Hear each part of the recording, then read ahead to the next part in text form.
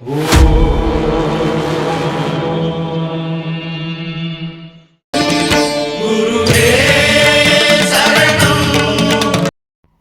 ಶರಣಂ. ಗುರುವೇ ಶರಣು. ಗುರುವಿಗೆ ಗುರುವಾದ ಆ ಸ್ವಾಮಿ ಅಯ್ಯಪ್ಪನ ಪಾದಾರವಿಂದಕ್ಕೆ ವಂದಿಸುತ್ತಾ, ವಿಷಯವೇ ಮುಖ್ಯ, ವ್ಯಕ್ತಿಗಿಂತ ವಿಚಾರಕ್ಕೆ ಆದ್ಯತೆ ಎಂಬ ಒಂದು ವಿಚಾರವನ್ನು ಗಮನದಲ್ಲಿಟ್ಟುಕೊಂಡು ಈ ಒಂದು ವಿಡಿಯೋವನ್ನು ಮಾಡಿದ್ದೇವೆ ಸ್ವಾಮಿ. ಯಾರೊಬ್ಬರ ಭಕ್ತಿಯನ್ನು, ಅವರ ಭಕ್ತಿಯನ್ನು ಪ್ರಶ್ನಿಸುವ ಶಕ್ತಿ ನಮಗಿಲ್ಲ. ಎಲ್ಲರ ಭಕ್ತಿಯು ಆ ಭಗವಂತನ ಪಾದಾರವಿಂದಕ್ಕೆ ಸಮರ್ಪಣೆ ಆಗುತ್ತದೆ. ಆದರೆ ಶಬರಿಮಲೆಯ ಆಚಾರ ವಿಚಾರಗಳಿಗೆ ಒಂದು ಮಹತ್ವವನ್ನು ತಿಳಿದುಕೊಳ್ಳುವ ಸಲುವಾಗಿ ಈ ವಿಡಿಯೋ. ಸ್ವಾಮಿ ಶರಣಂ. ಯಾರೊಬ್ಬರ ಮನವನ್ನು ನೋಯಿಸುವ ಉದ್ದೇಶ ನಮ್ಮದಲ್ಲ. ವಿಚಾರವೇ ಪ್ರಮುಖ, ಮಂಡಲ ವ್ರತದ ಮಹತ್ವವೇ ಮುಖ್ಯ. ಸ್ವಾಮಿ ಶರಣಂ. ತಪ್ಪಿದ್ದಲ್ಲಿ ತಿದ್ದಿ ತೀಡಿ. ಸ್ವಾಮಿ ಶರಣಂ. ಸ್ವಾಮಿ ಶರಣಂ. ಗುರುವಿನ ಗುರುವೇ ಶರಣಮಯ್ಯಪ್ಪ. ಗುರುವಾಯೂರಪ್ಪನ ಪುತ್ರನೇ ಶರಣಮಯ್ಯಪ್ಪ. ಶಬರಿಮಲೆಯ ಆ ಒಂದು ಯಾತ್ರಾ ನಿಯಮಗಳಲ್ಲಿರಬಹುದು ಅಥವಾ ಆ ಶಬರಿಮಲೆ ವಿಚಾರಗಳಲ್ಲಿ ನಾವು ಎಲ್ಲರಿಂದಲೂ ವಿಚಾರವನ್ನ ತಿಳ್ಕೋಬೇಕು. ಮತ್ತೆ ನಮಗಿಂತ ಎಷ್ಟೋ ವರ್ಷ ಕೆಲವೊಂದು ಪಾದಯಾತ್ರೆಗಳನ್ನ ಮಾಡಿರ್ತಾರೆ ಮತ್ತು ಬಹುಮುಖ್ಯವಾಗಿ ಅಷ್ಟು ವರ್ಷದಿಂದ ಯಾತ್ರಾ ಅನುಭವವನ್ನ ಮಾಡ್ಕೊಂಡಿರ್ತಾರೆ. ಎಲ್ಲ ಅನುಭವಗಳನ್ನ ಮಾಡ್ಕೊಂಡಿದ್ರು ಕೂಡ ಅವರಿಂದ ವಿಚಾರ ತಿಳ್ಕೋಬೇಕು ಅಂತೀವಿ. ಆದ್ರೆ ಆ ಒಂದು ಮೂಲ ವಿಚಾರಕ್ಕೆ ಧಕ್ಕೆ ಬಂದಾಗ ಯಾರನ್ನ ಕೇಳ್ಬೇಕು ನಾವು? ಈ ವಿಚಾರನ ಯಾಕೆ ಈ ರೀತಿ ಆಗ್ತಾ ಇದೆ ಅನ್ನೋ ಪ್ರಶ್ನೆ ಮೂಡುತ್ತೆ. ಯಾವುದು ಆ ಮೂಲ ವಿಚಾರ ಅಂದ್ರೆ, ನಾವು ಎಲ್ಲಿ ಸುತ್ಕೊಂಡ್ಬಂದ್ರು ಅಲ್ಲಿಗೆ ಬರ್ತೀವಿ. ಅದುವೇ ಆ ಒಂದು ಶಬರಿಮಲೆ ಅಂದ್ರೆ ಮಂಡಲ ವ್ರತ. ಮಂಡಲ ವ್ರತ ಅಂದ್ರೆ ಶಬರಿಮಲೆ, ಶಬರಿಮಲೆ ಅಂದ್ರೆ ಮಂಡಲ ವ್ರತ. ಅದೆರಡು ಒಂದು ನಾಣ್ಯದ ಎರಡು ಮುಖಗಳಿದ್ದಂತೆ. ಅದನ್ನ ಬಿಟ್ಟು ಇದಿಲ್ಲ, ಇದನ್ನ ಬಿಟ್ಟು ಅದಿಲ್ಲ ಅಂತ ಅನ್ಕೋಬೇಕು. ಅಂತ ವಿಚಾರಗಳನ್ನ ಈಗ ಇವರು ಇಷ್ಟು ವರ್ಷ ಹೋಗಿದ್ದಾರೆ, ಗಣೇಶ್ ಕಾಳಿದಾಸ ಸ್ವಾಮಿಗಳು ಬೆಂಗಳೂರಿಂದ. ಅವ್ರ ಮನಸ್ಸಿನಲ್ಲಿ ಕೆಲವು ಭಾವನೆಗಳಿದೆ. ಬಹಳ ಸಾರಿ ನನ್ನ ಹತ್ರ ತೋರ್ಕೊಂಡಿದ್ದಾರೆ. ಆ ಭಾವನೆ ನನ್ನೊಬ್ಬರಿಗೆ ಮಾತ್ರ ಗೊತ್ತಾದ್ರೆ ಅದು ನಾನು ಕೇಳ್ಕೋಬಹುದು. ಆ ಭಾವನೆ ನಿಮ್ಗೂ ಅರ್ಥ ಆದ್ರೆ ಏನು ಆ ವಿಚಾರ ಅನ್ನೋದನ್ನ ಅವರೇ ಹೇಳ್ತಾರೆ. ಸ್ವಾಮಿ ಶರಣ ಸ್ವಾಮಿ. ತಮಗೆ ಈಗ ಮುಕ್ತವಾಗಿ VSS ಮೀಡಿಯಾ ಆನ್ಲೈನ್ ಚಾನೆಲ್ ಅಲ್ಲಿ ತಾವು ನೇರವಾಗಿ ಎಲ್ರಿಗೂ ಒಂದು ಅಭಿಪ್ರಾಯ ತಿಳಿಸಬಹುದು. ಆ ಅಭಿಪ್ರಾಯಕ್ಕೆ ಸೂಕ್ತವಾದ ಉತ್ತರವನ್ನ ತಾವು ಕೂಡ ಕೊಡಬಹುದು. ಇದು ಬಂದು ಯಾರನ್ನೂ ಒಬ್ಬರನ್ನ ದೂಷಿಸ್ತಾ ಇಲ್ಲ, ಮತ್ತೆ ಯಾರನ್ನೂ ಒಬ್ಬರನ್ನ ಟೀಕೆ ಟಿಪ್ಪಣಿಗಳನ್ನು ಮಾಡ್ತಾ ಇಲ್ಲ. ಒಬ್ಬ ಸಾಮಾನ್ಯ ಅಯ್ಯಪ್ಪ ಭಕ್ತನಾಗಿ ನಮ್ಮ ಮನಸ್ಸಿನಲ್ಲಿರೋ ಒಂದು ಆತಂಕ ಮತ್ತೆ ಏನು ಕೊರಗು ಅಂತೀವಲ್ಲ, ಆತರ ನೋಡಿದಾಗ ತುಂಬಾ ಒಂಥರ ಅಳು ಬರುತ್ತೆ, ಸಂಕಟ ಆಗುತ್ತೆ.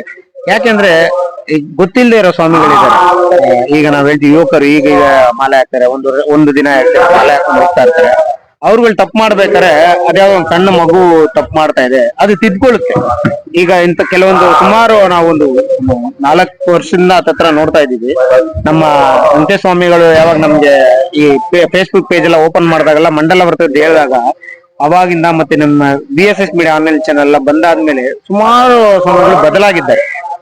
ಉದಾಹರಣೆಗೆ ನಿಮ್ಮನ್ನು ಸೇರಿನೇ ಬದಲಾಗಿದ್ದಾರೆ. ಮಂಡಲ ವ್ರತ ಮಾಡಿ ಹೋಗೋ ಒಂದು ಮಹಿಮೆ ತಿಳ್ಕೊಂಡಾದ್ಮೇಲೆ ಸುಮಾರು ಜನ ಬದಲಾಗಿದ್ದಾರೆ. ಅಲ್ಲದೆ ಅವರ ಒಂದು ಅನುಭವಗಳನ್ನು ತಿಳ್ಕೊಂಡಿದ್ದಾರೆ. ಸ್ವಾಮಿ ಮಂಡಲ ವ್ರತ ಮಾಡಿ ಹೋದ್ಮೇಲೆ ಅದರಿಂದ ಪಡೆದಂತಹ ಆನಂದ, ಲಾಭ ಅಂತಾನು ಹೇಳ್ಕೋಬಹುದು. ನಮಗೆ ಅಷ್ಟೊಂದಿದೆ ಸ್ವಾಮಿ ಅಂತ ಹೇಳಿದ್ದಾರೆ. ಆದ್ರೆ ಇವರೆಲ್ಲ ಸಣ್ಣ ಮಕ್ಕಳು ಅಂತ, ಸಣ್ಣ ಮಕ್ಕಳು ಮಾಡೋ ತಪ್ಪು ಭಗವಂತ ಖಂಡಿತವಾಗ್ಲೂ ಕ್ಷಮಾಪಣೆ ಇರುತ್ತೆ. ಅದಕ್ಕೆ ಗೊತ್ತಿಲ್ಲದೆ ಮಾಡ್ತಾರೆ. ಯಾರೋ ಒಬ್ರು ಇನ್ಫ್ಲೂಯೆನ್ಸ್ ಅಲ್ಲಿ ಫ್ರೆಂಡ್ ಒಬ್ಬ ಕರ್ದ ಬಾ ಅಂತ ಹೇಳಿ ಹೋದ ಅಂತ ಹೇಳಿ ಆ ತಪ್ಪುಗಳನ್ನ ಮಾಡ್ತಾರೆ. ಅವ್ರು ತಿದ್ಕೊಂಡು ತಪ್ಪು ಮಾಡೋದು ಮನಸ್ಸಿನ ಸಹಜ. ತಿದ್ದುಕೊಳ್ಳೋದು ಮಾತ್ರನೇ ಅದು ಉತ್ತಮ ಗುಣ. ಆದರೆ ಸುಮಾರು ವರ್ಷದಿಂದ ಶಬರಿಮಲೆಗೆ ಹೋಗಿರೋ ಗುರುಸ್ವಾಮಿಗಳು ನೋಡಿದೀವಿ. ಅವ್ರು ಕರೆಕ್ಟಾಗಿ ಹೋಗ್ತಾರೆ, ಮಂಡಲ ವ್ರತ ಮಾಡಿ ಹೋಗ್ತಾರೆ, ಕರೆಕ್ಟಾಗಿ ಹೋಗ್ತಾರೆ.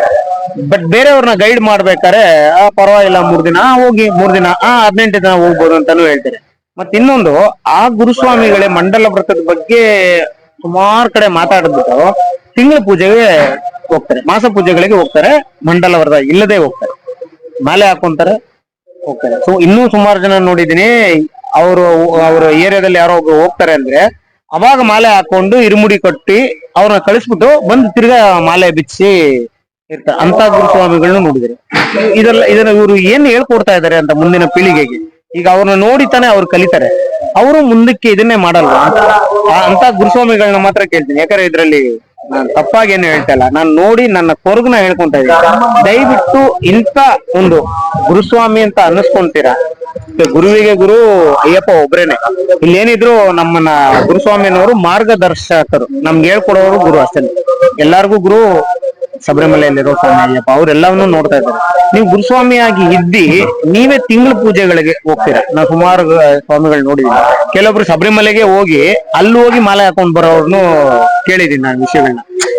ಅವ್ರು ಹೇಳ್ತಾರೆ ಸ್ವಾಮಿ, ಅದಕ್ಕೆ ನಮಗೆ ಭಗವಂತನ ಪ್ರೇರೇಪಣೆ ಆಯ್ತು, ಅಲ್ಲೋಗಿ ಮಾಲೆ ಹಾಕೊಂಬರಕ್ ಈ ತರ ಅಲ್ಲಲ್ಲ ತಪ್ಪು ಪ್ರೇರಣೆ ಮಾಡದೇ ಇಲ್ವಾ? ನಾನು ಈ ಪ್ರಶ್ನೆಗಳನ್ನ ಕೇಳಿದ್ದೀನಿ ಕೆಲವರಿಗೆ. ಕೇಳಿದಾಗ ಸ್ವಾಮಿ ಅಲ್ಲಿ ಮಾಡೋದು ಅದೆಲ್ಲ ತಪ್ಪು ಸ್ವಾಮಿ ಅಂದ್ರೆ, ಸ್ವಾಮಿ ನಮ್ಗೆ ಭಗವಂತ ಪ್ರೇರೇಪಣೆ ಕೊಟ್ರು ಸ್ವಾಮಿ. ನಾನ್ ನೋಡಿದ್ದೀನಿ ಪ್ರೇರಣೆ, ಭಗವಂತ ತಪ್ಪು ಮಾಡ್ತಾನೆ ಅಂತ ನೀವು ತಿಳ್ಕೊಂಡಿರೋ. ಅಲ್ಲ, ಅವರು ಈ ಉತ್ತರ ಕೊಟ್ಟು ತಮ್ಮ ತಪ್ಪನ್ನ ಭಗವಂತನ ಮೇಲೆ ಹಾಕೊಂಡು ಇನ್ನೊಂದು ಮಹಾ ದೊಡ್ಡ ತಪ್ಪು ಮಾಡ್ತಾ ಇದ್ದಾರೆ. ಅದನ್ನೇ ಹೇಳ್ತಾರೆ. ಈ ಮಾಸ ಪೂಜೆಗಳಿಗೆ ತಿಂಗಳು ಹೋಗ್ತಾ ಅಂತ ಗುರುಸ್ವಾಮಿಗಳನ್ನ ನಾನು ಕೆಲವರನ್ನ ಕೇಳಿದೀನಿ. ನೀವು ಮಾಡೋದ್ ಸರಿನಾ ಇದು? ನೀವು ಎಲ್ಲಾರ್ಗು ಮಂಡಲ ವ್ರತದ ಬಗ್ಗೆ ಮಂಡಲ ಕಾಲದಲ್ಲಿ ಹೇಳ್ತೀರಾ, ಆದ್ರೆ ನೀವೇ ಮಾಸ ಪೂಜೆಗೆ ಬಂದು ಈ ತರ ಹೋಗೋದು ಎಷ್ಟು ಸರಿ ಸ್ವಾಮಿ ಅಂತ ಕೇಳಿದ್ರೆ, ಅವರು ನನ್ನ ತಂದೆ ಸಮಾನ, ತಾಯಿ ಸಮಾನ, ನನಗೆ ಅಯ್ಯಪ್ಪ ನೋಡದೆ ಇದ್ರೆ ಗಿರಕ್ಕೆ ಆಗೋದಿಲ್ಲ ಅನ್ನೋ ರೀತಿಯಲ್ಲಿ ಅವ್ರ ಭಕ್ತಿ ಅಷ್ಟೊಂದು ಭಕ್ತಿಯಾಗಿದ್ದಾರೆ. ಬಟ್ ಎಷ್ಟೇ ಭಕ್ತಿಯಾಗಿದ್ರು ಅದು ತಪ್ಪು ತಾನೆ.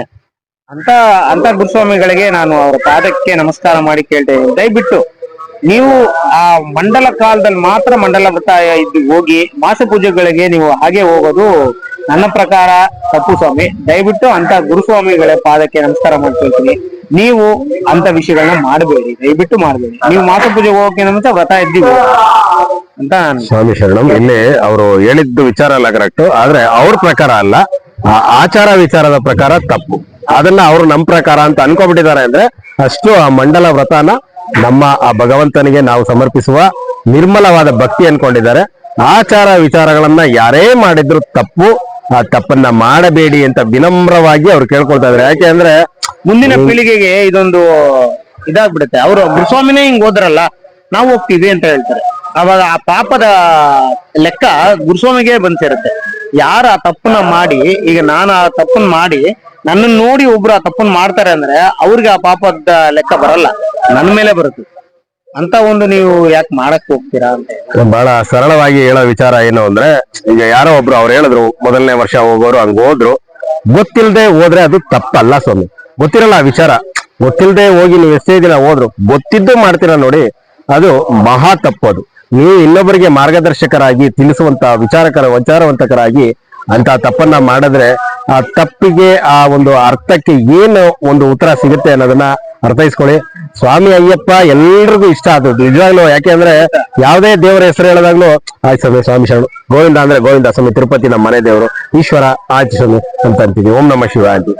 ಸ್ವಾಮಿ ಅಯ್ಯಪ್ಪ, ಶಬರಿಮಲೆ, ಶರಣಮಯ್ಯಪ್ಪ ಅಂದ ತಕ್ಷಣ ಅದು ಎಲ್ಲಿಂದ ಒಂದು ಭಕ್ತಿ ಬರುತ್ತೋ ಗೊತ್ತಿಲ್ಲ, ಆ ಮನಸ್ಸಿಗೆ ಆನಂದ ಏನಾಗುತ್ತೋ ಗೊತ್ತಿಲ್ಲ. ಅಂತ ಆನಂದ ಎಲ್ರಿಗೂ ಬೇಕು, ಅದನ್ನ ನೀವು ಅನುಭವಿಸಿ. ದಿನ ಶರಣಘೋಷಕ್ಕೆ ಹೋಗಿ, ದಿನ ನಿಮ್ಮ ಪ್ರಾಂತ್ಯದ ದೇವಾಲಯಗಳಿಗೆ ಹೋಗಿ, ತಪ್ಪೇ ಇಲ್ಲ. ಅಲ್ಲೆಲ್ಲ ದೇವರೇ ಇರೋದು. ಇನ್ನೊಂದು, ನಾವು ಮಾಲೆ ಹಾಕಿದ ವ್ಯಕ್ತಿಗಳನ್ನ ನೋಡಿ, ಚಿಕ್ಕವರಾಗಿರ್ಲಿ ದೊಡ್ಡವರಾಗಿರ್ಲಿ, ಅವ್ರ ಕಾಲಿಗೆ ಬಂದು ಬೀಳ್ತಾರೆ. ಎಷ್ಟೇ ಕೋಟ್ಯಾಧೀಶರಾಗ್ಲಿ ಯಾರೇ ಇರ್ಲಿ, ಮಾಲೆ ಹಾಕಿದ ವ್ಯಕ್ತಿಗಳನ್ನ ನೋಡಿದ್ರೆ ಓಡ್ ಬಂದು ಅವ್ರ ಕಾಲಿಗೆ ಬಿದ್ದು ನಮಸ್ಕಾರ ಮಾಡ್ತಾರೆ. ಇಮುಡಿ ತಗೊಂಡೋಗ್ಬೇಕಾರೆ ಅವ್ರ ಕಾಲಿಗೆ ಬಿದ್ದು ನಮಸ್ಕಾರ ಮಾಡ್ತಾರೆ. ಮತ್ತೆ ನೀವು ಮಾಲೆ ಹಾಕೊಂಡು ಒಬ್ರು ಮನೆಗೆ ಮಾಲೆ ಹಾಕಿರೋ ಭಜನೆಗೆ ಹೋಗ್ತೀರ ಅಂದ್ರೆ ಮನೆ ನೋಡ್ಬೇಕು, ನೀವು ಕೋಟ್ಯಾಧಿಪತಿಗಳಾಗಿರ್ತಾರೆ, ನೀವು ಅವ್ರ ಮನೆ ಒಳಗೆ ಸಾಧಾರಣವಾಗಿ ಹೋಗ್ಬೋದು. ಮಾಲೆ ಹಾಕಿದ್ದಾಗ ಭಜನೆ ಕರೆದಾಗ್ಲು ಹೋದೆ, ಬನ್ನಿ ಬನ್ನಿ ಬನ್ನಿ ಸ್ವಾಮಿ ಅಂತ ಕೈ ಮುಗ್ದು ಒಳಗಡೆ ಕರ್ಕೊಂತಾರೆ. ಯಾರು ಹೆಸರು, ನಿಮ್ ಸ್ಟೇಟಸ್ ಏನೂನು ಕೇಳಲ್ಲ. ಅವ್ರಿಗೇನು ನಿಮ್ ಕತ್ತಲ್ ಮಾಲೆ ಇದೆ ಅಂತ ಹೇಳಿ ಮರ್ಯಾದೆ ಕೊಡ್ತಾರೆ. ನಮಗಲ್ಲ, ಅಂದ್ರೆ ಆ ಮಾಲೆಗೆ ಅವ್ರ ನಮ್ಮ ಕಾಲಿಗೂ ಬಂದ್ಬಿಡ್ತಾರೆ. ₹1,00,00,000 ಕೊಟ್ಟರು ಯಾರು ಸುಮ್ನೆ ಬನ್ನಿ ಸ್ವಾಮಿ ಬಂದ್ ನಮ್ ಕಾಲಿಗೆ ಬಿಳಿ ಅಂದ್ರೆ ಯಾರು ಬೀಳ್ತಾರ? ಬಿಡಲ್ಲ. ಅದೇ ವ್ಯಕ್ತಿ ನೀವು ಮಾಲೆ ಬಿಚ್ಚಾದ್ಮೇಲೆ ಅವ್ರ ಮನೆಗೆ ಹೋಗಿ ಕಾಲಿಂಗ್ ಬೆಲ್ ಹೊಡೆದಿ, ಯಾರು ನೀವು ಏನಕ್ಕೆ ಬಂದ್ರಿ ನೀವು ಅಂತ ಹಲವಾರು ಪ್ರಶ್ನೆ ಕೇಳಿ ಮನೆ ಒಳಗಡೆ ಬಿಡ್ತಾರೆ. ಅದೇ ನೀವು ಮಾಲೆ ಹಾಕಿದಾಗ ಆ ಮಾಲೆ ಹಾಕಿರೋ ಮನೆಗೆ ಹೋಗಿ ಏನ್ ಮಾಡ್ತಾರೆ? ನಮಸ್ಕಾರ ಮಾಡಿ ಪಾದ ಪೂಜೆ ಮಾಡಿ ಒಳಗಡೆ ಕರ್ಸ್ಕೊಂತಾರೆ ಸ್ವಾಮಿ ಅಲ್ವಾ? ಅಂದ್ರೆ ಆ ವ್ರತಕ್ಕಿರುವ ಮಹಿಮೆ, ಆ ಭಗವಂತನ ಮೇಲೆ ಇಟ್ಟಿರೋ ಒಂದು ಸಾರ್ವಜನಿಕವಾಗಿ ಇಟ್ಟಿರೋ ಒಂದು ನಂಬಿಕೆ, ಅದನ್ನ ನಾವು ಕಳ್ಕೋಬಾರ್ದು. ನಿನ್ನೆ ತನಕ ನಾವ್ ಏನೋ ಒಂದು ಕೆಲಸ ಮಾಡ್ಕೊಂಡ್ಬಿಟ್ಟು ಇವತ್ತು ಬೆಳಗ್ಗೆ ಮಾಲೆ ಹಾಕೊಳ್ಳೋದು, ನಾಳೆ ತಿರ್ಗಾ ದೇವಸ್ಥಾನಕ್ಕೆ ಹೋಗ್ಬಿಟ್ಟು 2-3 ದಿನದಲ್ಲಿ ಬಂದ್ಬಿಡ್ತೀವಿ.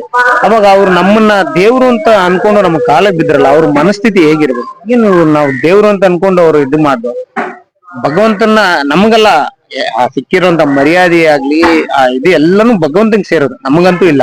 ಬಟ್ ಆ ಒಂದು ನಮಗೆ ಎದುರಿರೋ ವ್ಯಕ್ತಿ ನಮ್ಗೆ ಕೊಟ್ಟ ಮರ್ಯಾದೆ ಇದೆಯಲ್ಲ ಭಗವಂತನಿಗೆ, ಅವಾಗ ನಾವ್ ಹೆಂಗ್ ನಡ್ಕೋಬೇಕು, ಮಂಡಲ ವ್ರತ ಇದ್ರೇನೆ ಅದಕ್ಕೆ ತಕ್ಕ ಪ್ರತಿಫಲ ಸಿಗೋದು ಅನ್ನೋದು ಅದನ್ನು ಒಂದು ಮಾತು. ಮಂಡಲ ವ್ರತದ ಬಗ್ಗೆ ಹೇಳಕ್ ಹೋದ್ರೆ ಸ್ವಾಮಿ ಶರಣಂ. ಇದು ತಿಳಿದು ವಿಚಾರವನ್ನ ಒಂದು ತಪ್ಪು ದಾರಿಗೆ ಅಂದ್ರೆ ಆ ತಪ್ಪು ದಾರಿನೇ ಅದು, ಎರಡ ಮಾತಿಲ್ಲ. ಅಂತ ದಾರಿಗೆ ಹೋಗ್ತಾ ಇರೋರಿಗೆ ಒಂದು ಚಿಕ್ಕವರಾಗಿ ನಾವು ಅವರ ಪಾದವನ್ನ ನಮಿಸಿ ಬೇಡ್ಕೊತಾ ಇದ್ದೀವಿ. ಯಾಕೆಂದ್ರೆ ಅವ್ರ ದುಡ್ಡಲ್ಲಿ ಹೋಗ್ತಾರೆ, ಅವ್ರ ಖರ್ಚಲ್ಲಿ ಹೋಗ್ತಾರೆ, ಅವ್ರ ರಜಾಕ್ ಹೋಗ್ತಾರೆ, ಅವ್ರ ಕೆಲಸ ಅವ್ರು ಕಳ್ಕೊಂಡು ಅಂದ್ರೆ ಅವ್ರ ಕೆಲಸ ಬಿಟ್ಟೆಲ್ಲ ಹೋಗ್ತಾರೆ ಅಂತ ನಾವು ಸುಮ್ಮನೆ ಇರಬಹುದು. ಆದ್ರೆ ಮನಸ್ಸಿಗೆ ಸಂಕಟ, ನಮ್ಮವರೇ ಎಲ್ಲ ಆತರ ತಪ್ಪು ಮಾಡ್ತಾ ಇದ್ದಾರೆ, ಅವ್ರು ಬೇರೆ ಯಾರು ಅಲ್ಲ, ನಮ್ಮ ಪ್ರೀತಿ ಪಾತ್ರರಾದವರು ಈ ತಪ್ಪುದಾರಿಗೆ ಹೋಗ್ತಾ ಇದಾರಲ್ಲ, ಯಾರಿಗಪ್ಪ ಹೆಂಗ್ ಹೇಳೋದು ಅಂತ ಹೇಳಕ್ಕಾಗದೇನೆ ಈ ಒಂದು ವಿಚಾರವನ್ನು ಹೇಳ್ಕೊಂಡಿದ್ದಾರೆ. ಇದು ಯಾರಿಗೆ ಆ ವಿಚಾರ ಅನ್ವಯಿಸುತ್ತೋ ಅವರು ಸ್ವೀಕರಿಸಿ ಅದನ್ನ ನಮಗೂ ಕೂಡ ಮುಂದಿನ ದಿನಗಳಲ್ಲಿ ಪಾಠದ ರೂಪದಲ್ಲಿ ತಿಳಿಸಿದ್ರೆ ತುಂಬಾ ಸಂತೋಷ ಆಗುತ್ತೆ. ಸ್ವಾಮಿ ಶರಣಂ, ಸ್ವಾಮಿ ಶರಣಮಯ್ಯಪ್ಪ.